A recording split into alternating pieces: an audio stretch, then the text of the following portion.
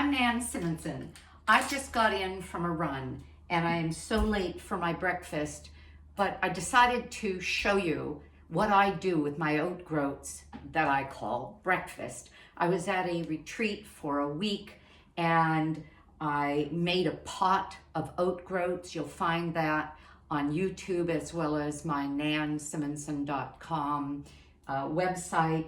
And I adore the oat groats. For one thing, they're highly nutritious because they're a whole oat, not broken into steel cut, not broken or rolled into rolled. It's just as whole food as you can get. But I love the texture. I cannot have gluten, so I can't have like a wheat berry or farro or barley, that big nubby grain. And so I love the oat groat for that. So I wanted to show you how I put it together because several people there wanted to see and they loved what my breakfast looked like. So this is what I do. I make a pot of oat groats once a week and it's a big pot. Look for that recipe. And this is what they look like. It looks a little like farro, barley, wheat grains, but it has a sort of an earthiness, a nutty earthiness. And I put in about a half a cup. That's kind of what it looks like. And lately I've been doing something else because I love texture, lots of chewy little things. And a lot of what I like, you don't, so modify. Well, I make quinoa the same way. I do it in my Instapot, and quinoa is a seed, it's not a grain. So I am so aware of the value of the diversity of food for our microbiome and the value of our microbiome. Watch my video. What did I say? Something like, does having even a little more plant-based foods in our diet make a difference? Oh, heck yes. So anything and the diversity that is plant-based is what kind of floats my boat. So I have about this much. You see, it doesn't look like much, does it? It's about a half a cup. But I'm going to put this aside. You may have a thing about the microwave. I don't.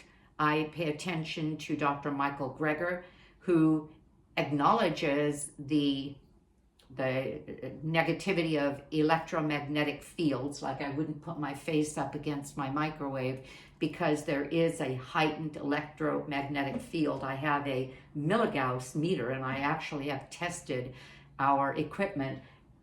The oven I'm standing next to used to emit electromagnetic waves even when it was off. So that thing got yanked. No, it wasn't the oven. It was the dishwasher. I yanked that thing out of there and got a new one. That's not what I'm talking about here today. So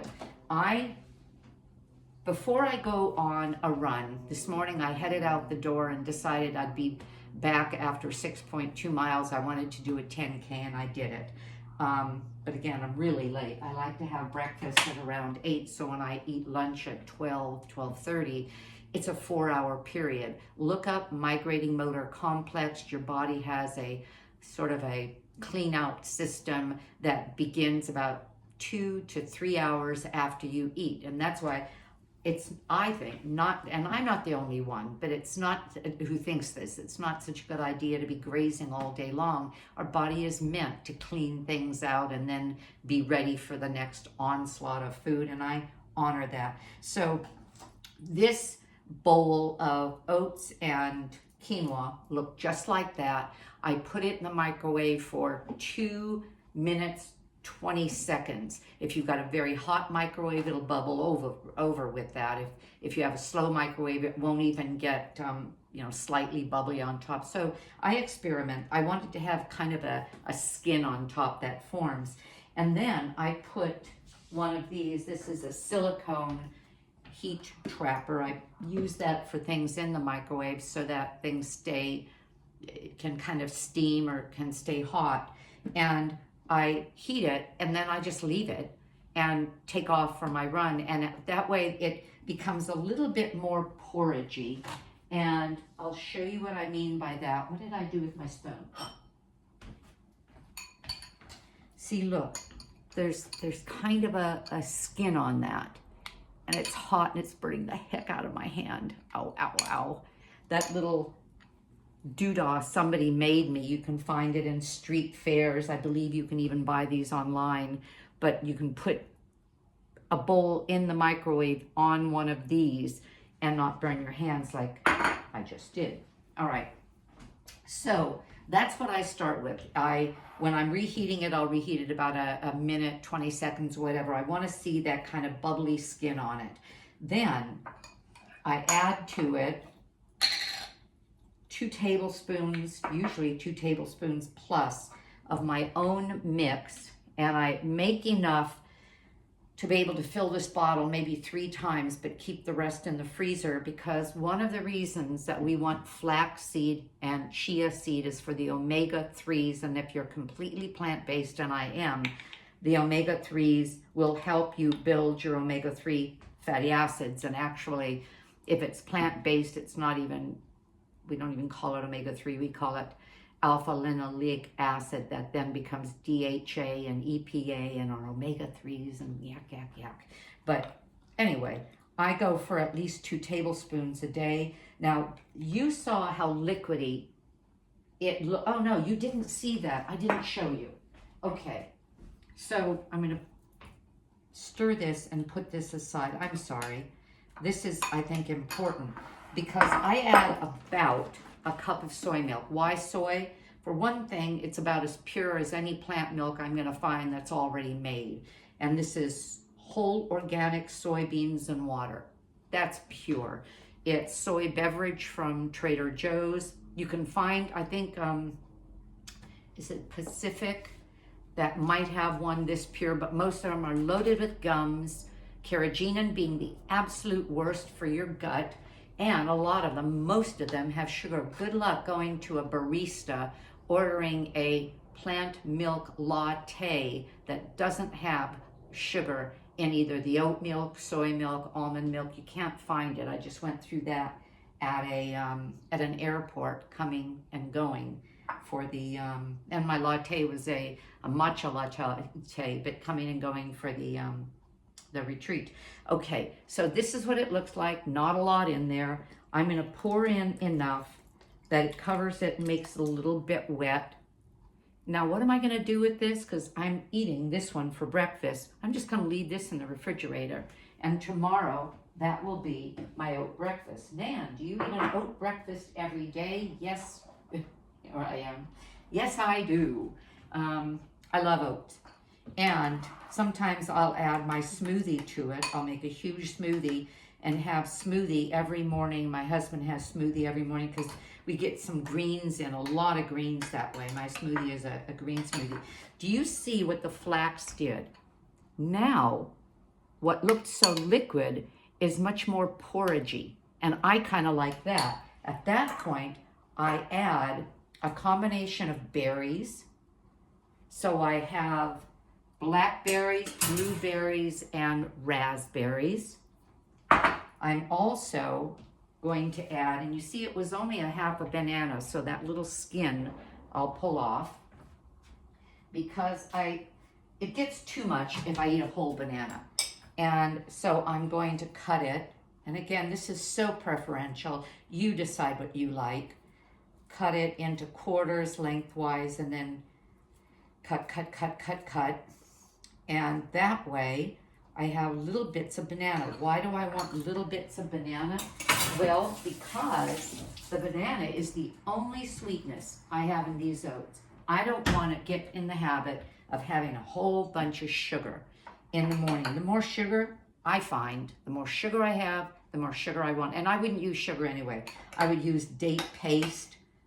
Some people use honey, but the most whole food sweetener, and I advocate whole food plant-based food, and that is exclusively my diet, would be date paste. And I have a recipe for that as well. It's just dates ground up with water.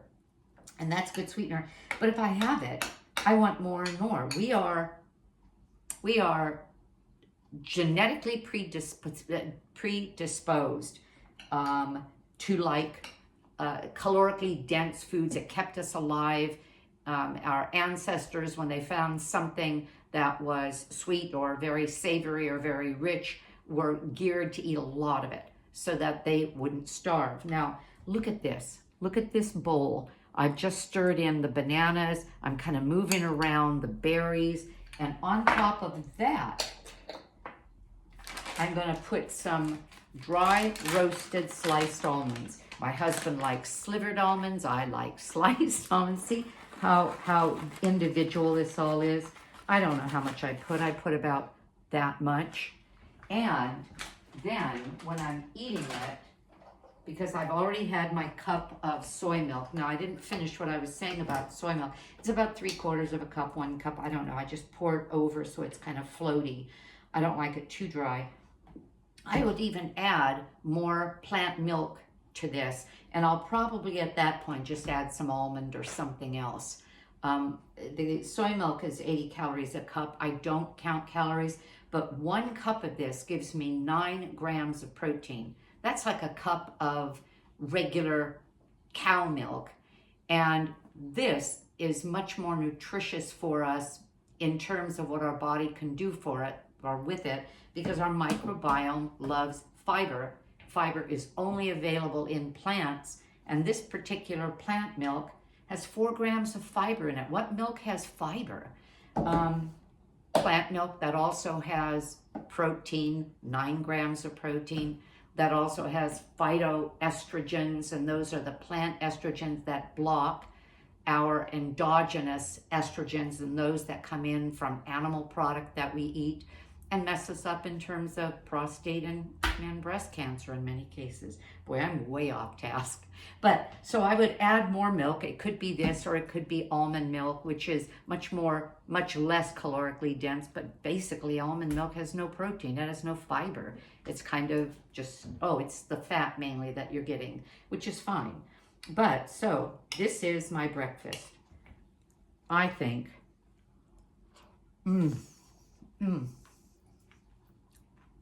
I just think it's delicious.